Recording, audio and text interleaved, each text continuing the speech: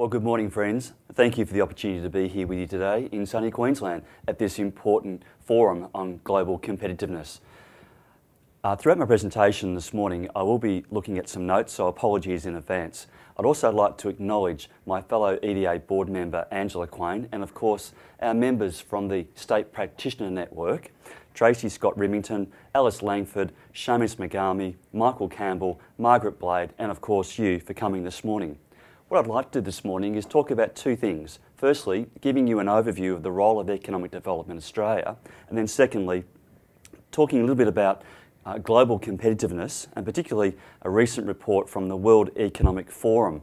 I think they've got some interesting things to say about this topic. Firstly, Economic Development Australia is Australia's peak professional development organisation for economic development practitioners. It's a national not-for-profit organisation formed in 2007. Our funding is by annual membership subscriptions. We have about 350 members across Australia. The majority of our members are from local government, state government, federal government, educational institutions and private sector. Our governance is by a board elected by our members, so we have 11 board members and they meet regularly via teleconference. EDA provides a range of professional development services to our members, and they include our annual National Economic Development Conference, Masterclass and Awards for Excellence.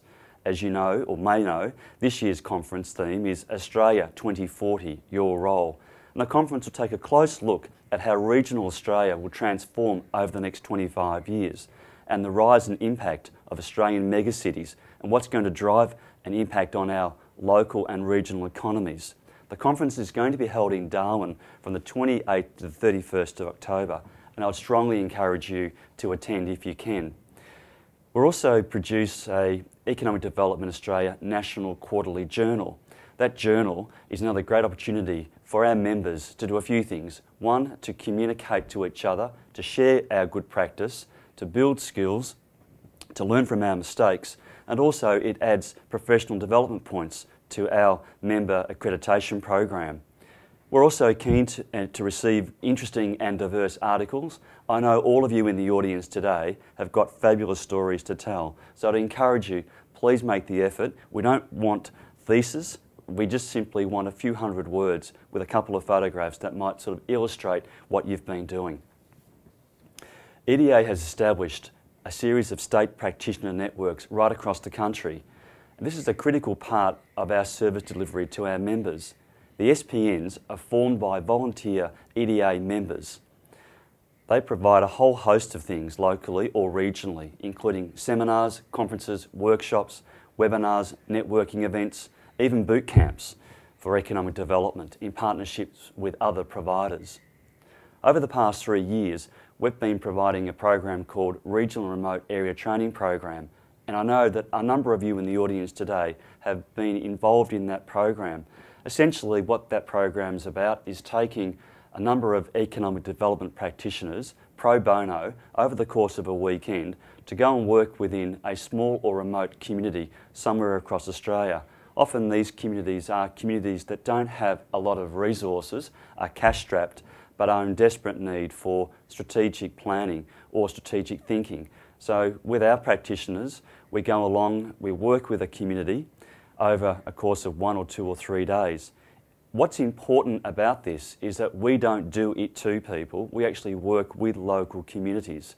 So EDA has developed a toolkit that's been refined over the last 3 years. We take that into the community, and in the end of that, the community has developed through their own input a series of really terrific plans. If you're interested in being involved in that, please let us know. In fact, we've been talking to a council in Queensland called the Etheridge Shire. I believe it's a small council, 69,000 square kilometres. They have some serious issues around planning, particularly town planning at the moment, and we're looking at how we might be able to help them. So if there are people in the audience that would love to be part of that program, please let us know. EDA also has a very special and unique national accreditation program only available to our members. You need to be a financial member of Economic Development Australia. You've got to have at least 4 years relevant experience in economic development, a postgraduate certificate in economic development or the equivalent postgraduate course, or have at least 7 years relevant experience in economic development, and that you're prepared to commit to ongoing professional development. So, for example, every 2 years, if you can achieve 50 points, then you'll maintain your accreditation. Economic Development Australia has been working hard globally to build our international partnerships. And I'm pleased to say that over the last few years, we've worked very closely with both the United States and New Zealand. So, for example, in the United States, the organisation called the International Economic Development Council, based in Washington, DC, is the largest not-for-profit economic development organisation in the world. They currently have about 4,500 members. We've been working actively with them in terms of participating in their international conferences, as have they in our conferences. We've also been working with the Economic Development Agencies of New Zealand, based in Wellington. And in fact, we've just recently returned from a joint forum between Economic Development Australia and EDA's, our New Zealand counterparts. 16 Australians travelled the ditch to be part of that international forum on economic development. Our next international partnership is going to be with the Centre for Local Economic Strategies, based in the UK. So we're pretty excited about that. Economic Development also hosts a number of study tours, particularly international study tours. And they are relentless in terms of their focus and the time, but they are tremendously rewarding. I've just returned from a similar international study tour late last year in October, which took us to Philadelphia and a number of other states. These are self-funded essentially, but once you've paid for your airfare and a bit of your accommodation, nearly everything else is looked after. So working closely with our international partners, IEDC, we're able to spend a unique opportunity in communities, getting upfront and close to understanding what's going on in some of those really challenging areas of the economy in the United States. Last year, whilst we were in Washington DC, we also had the opportunity to participate in our first Regional Business Talk Australia. It's a unique opportunity that allows economic development practitioners across Australia to go onto the radio and broadcast issues that are concerning either to their locality, their region, or their state, or their nation. It's something I'd encourage you to have a think about. By the way, under the EDA website, which you'll see on the screen, we've got a link called Resources, and if you're interested about the Economic Development International Study Tours, have a look there. There's a short video of last year's experience. It might be a bit of a laugh, but it's worthwhile having a look at. EDA also contributes significantly to the national and state government economic development policy agenda in our country. And if you're interested in looking at what some of those responses have been, please go online and have a look. EDA was also recently invited to join the RMIT University European Union Centre Advisory Board. Now, why is that important? Well, there are over 500 million people living in the EU. It's a marketplace that for some time Australia may have taken its eye off, and our eye has been much more focused towards Asia for obvious reasons. However, there are huge opportunities for businesses to grow from Australia in the EU. So we're working with RMIT in their research business partners to look at study tours, conferences and workshops with a range of international organisations to help position us and our local businesses for some of those opportunities. I was also recently invited to an EDA and Local Government Association Queensland event where your Premier launched the Queensland Plan, which I'm sure you've all read and understood well.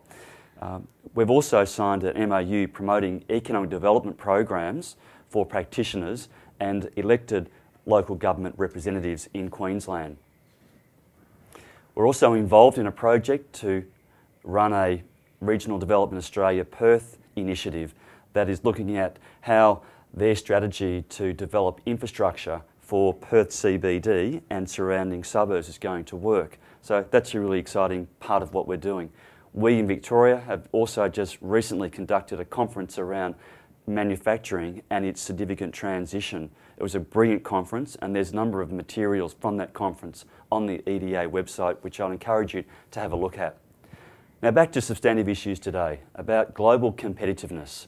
It's critical, and why is it critical? It's about driving innovation and our competitiveness. The World Economic Forum defines competitiveness as a set of institutions, policies and factors to determine the level of productivity of a country. In a recent survey of more than 18,000 executives worldwide, they have now ranked 148 countries. Importantly, the World Economic Development Forum report has identified 12 pillars of competitiveness. I'm just going to briefly touch on them. Institutions, infrastructure, macroeconomic environment, health and primary education, higher education and training, goods market efficiency, labour market efficiency, financial market efficiency, technological readiness, market size, business sophistication and innovation.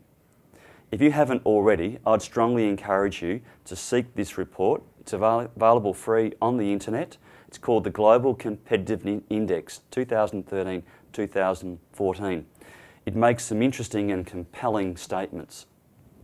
For example, around the world, unemployment or the threat of it remains one of the main challenges to long-term sustainability and stability. Fostering a country's competitiveness, I believe, is founded on education.